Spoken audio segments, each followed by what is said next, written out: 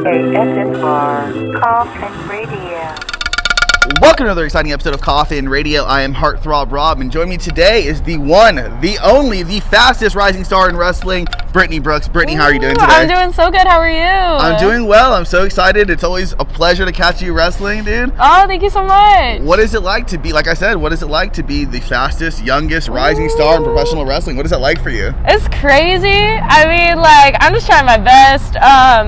I've been traveling a lot and doing a lot recently, and it's been so much fun. I'm having the time of my life. This is something that I always dreamed of doing, and it's just, now that it's happening for me, it's crazy.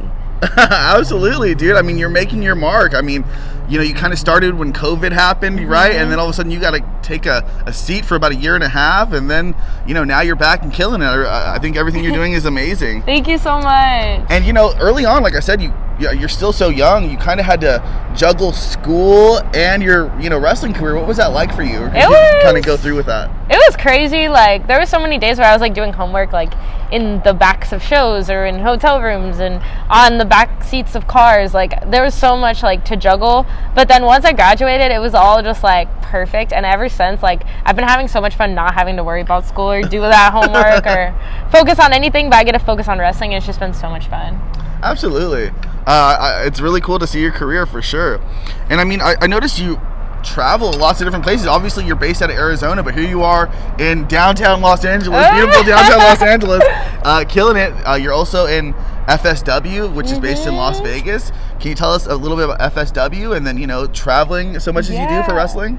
FSW has become my second home. I literally love going there. It's literally my favorite place to go. I have so much fun every time I'm there. And actually, this coming Sunday on November 19th, I'm wrestling for the FSW Women's Championship against Viva and Rochelle Riveter. And I'm so excited, but I'm about to take home that belt because it's time to start the BB belt collection. Add it to my list of belts with my Dreamwave title right now, and I'm about to win. I'm gonna win. You've collected the Dreamwave title. Yes. You also collected the AWF title. Is that correct? I have. I lost the AWF Unleashed Championship last month, but I still have the Dreamwave, and I'm about to add the FSW title to my little resume. Absolutely, dude.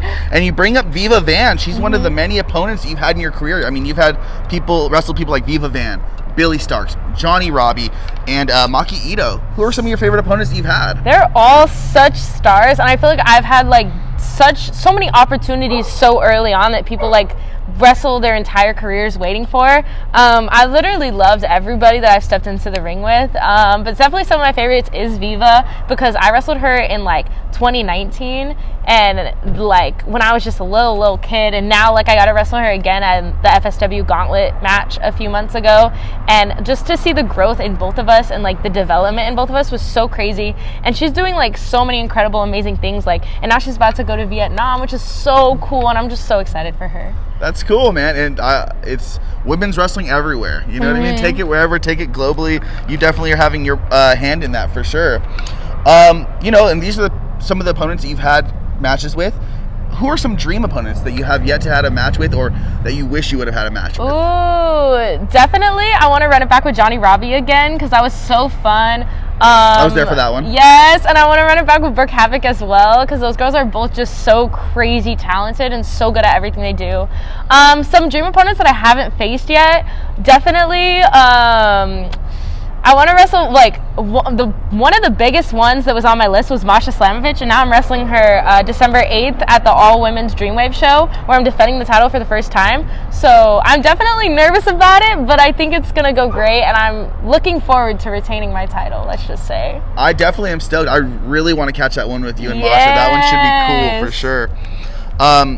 But you've also had some time in the big time as well. I saw you in AEW earlier this year in a triple, a 3-on-3 match. What was that like for you? Marina Schaefer was in there, a bunch of other people. What was that like? It was a surreal experience. Wrestling at a place that I went to so many shows at as a kid. And now that I'm in that, and there was even a second when after the match was over, and I was on the outside hurting from falling off the ring, I kind of just looked around, and I was bro, this is insane. And then I'm just it became the moment where it was okay, this is attainable, and I just have to work so much harder, and I still want to get there. I still want to make it, and it's just all that's been on my mind ever since.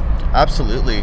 And I mean, you did just have, a cup of coffee at AEW at the time, but if you had to make your choices, what would it be? AEW, WWE, or? Ooh, I mean, I want to wrestle anywhere and everywhere, but like, I think the main goal, like, I would love to be at Impact, I would love to be at AEW, but like, the big time is WWE, and I feel like I have so much to prove, and I have so much like need to get there. Like, I just need it. So like, I feel like that is going to be like what helps separates me and helps get me better, is like just constantly working, because I simply need it.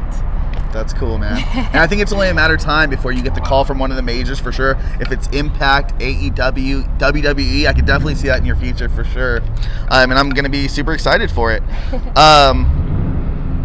Yeah, so as we move on, what do you think about the SoCal scene? I mean, I've seen you everywhere from VWE, Championship Wrestling from Hollywood, United Wrestling Network, New Tradition, Lucha Libre, and even Lucha Puro Su, or even Future Women of Wrestling tonight, So what do you think of the SoCal scene? Because although you may not live here, you're definitely a part of it. I'm trying. I feel like most of the time that they're running shows, I already have other bookings with like flights involved, but I love California and I love coming here.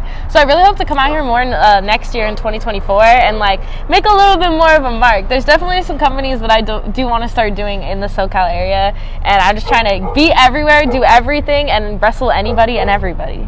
Hell yeah, dude. Well, I'm super excited. I can't wait for everything that you have going on in your career. Any shout outs or social media, anything you want to talk about? You guys can check me out at the Brittnie Brooks on Instagram, Brittnie Brooks on Twitter, TikTok is the Brittnie Brooks, and yeah, that's pretty much it. Well, Brittnie Brooks, I'm excited to see you wrestle tonight. Thank you so much for being on the show. Thank you for having me. Absolutely. And if you like what you're watching, then hop in the coffin. Follow us on social media at Coffin Radio. Coffin is spelled with a K. And that's all for today. ASMR Coffin Radio.